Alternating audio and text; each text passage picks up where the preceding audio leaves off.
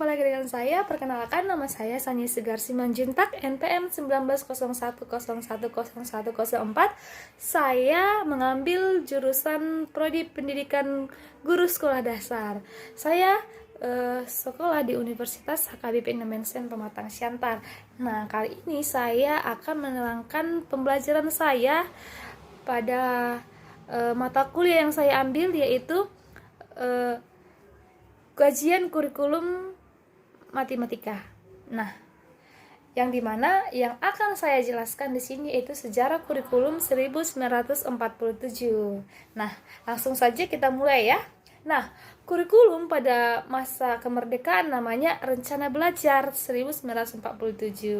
Nah, ketika itu penyebutannya lebih populer menggunakan Lehrplan atau rencana pelajaran.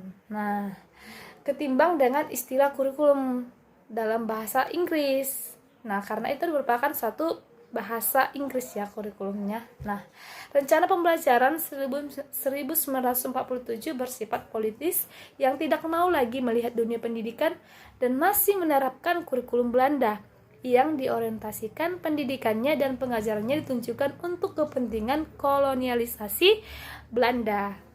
Tapi asas pendidikan ditetapkan Pancasila.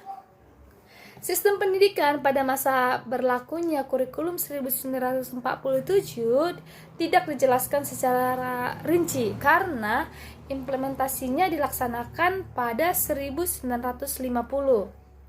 Evaluasi terhadap pencapaian hasil pendidikan lebih diarahkan kepada ketentuan mengenai kelulusan seseorang dari suatu unit atau lembaga pendidikan tertentu. Nah, kualitas yang harus dikuasai oleh peserta didik tidak didasarkan pada tujuan pendidikan nasional, sehingga evaluasinya pun tidak dikembangkan untuk mengumpulkan informasi mengenai tujuan pendidikan. Nah, soal-soal yang dikembangkan untuk evaluasi belajar atau akhir atau EBTA adalah menentukan kelulusan seorang siswa, bukan mengukur pencapaian tujuan pendidikan nasional. Nah, kurikulum 1947. Nah, mata pelajaran di tingkat sekolah rakyat ada 5, khususnya di Jawa, di Sunda, di Madura diberikan bahasa daerah dan daftar pembelajarannya itu ada bahasa Indonesia, bahasa daerah, ilmu hayat, sejarah menulis, ya kan? Nah, lanjut lagi berhitung, ilmu alam, ilmu hayat, ilmu bumi, sejarah, menggambar, menulis, seni suara, pekerjaan tangan, pekerjaan keputrian, gerak badan, kebersihan kesehatan, didikan budi pekerti, dan pendidikan agama. Jadi totalnya itu ada 16 dari isi kurikulum pembelajarannya. Nah, langsung saja ciri-ciri kurikulum 1947. 1. Sifat kurikulum separated subject kurikulum 1947 sampai 1946 sampai 1947. Nah, hal ini mengacu pada pemberian mata pembelajaran yang di antara satu mata pembelajaran dengan lainnya tidak ada keterkaitan yang sama sekali. Nah, seperti itu ya. Lalu yang kedua, menggunakan bahasa Indonesia sebagai bahasa pengantar di sekolahnya. Lalu yang ketiga, cuma mata pelajaran sekolah rakyat itu ada 16 bidang studi. SMP itu ada 17 bidang studi dan SMA jurusan 19 bidang studi. Tadi yang yang sekolah rakyat tadi yang 16 sudah kita katakan ya, apa-apa saja dari bahasa Indonesia sampai pendidikan agama ya. Nah, langsung saja karena saya membahas tentang kajian kurikulum matematika, pasti ada pertanyaan, apa saja sih yang dipelajarin SD pada masa itu. Nah, pada masa kurikulum itu, nah gitu ya kan.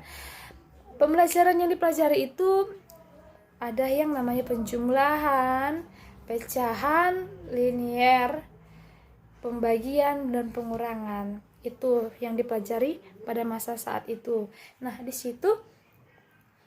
situ mereka menggunakan alat bantu, misalnya biar lebih mudah menangkap pembelajaran menggunakan misalnya entah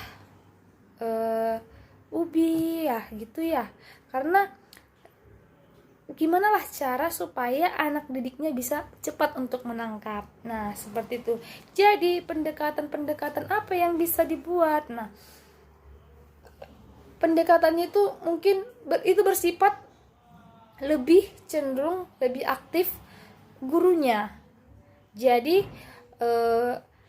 anak didik mengikuti materi atau pengarahan dari gurunya. Nah, beda dengan sekarang ini, karena sekarang ini proses pembelajaran lebih bersifat atau lebih bergerak atau lebih menonjol itu aktif kepada peserta didik. Nah, seperti itu. Nah, tapi walaupun seperti itu pembelajarannya tetap bisa dilaksanakan ya. Jadi demikianlah yang bisa saya sampaikan mengenai sejarah kurikulum tahun 1947. Jika saya memiliki salah kata, saya mohon maaf. Bye bye.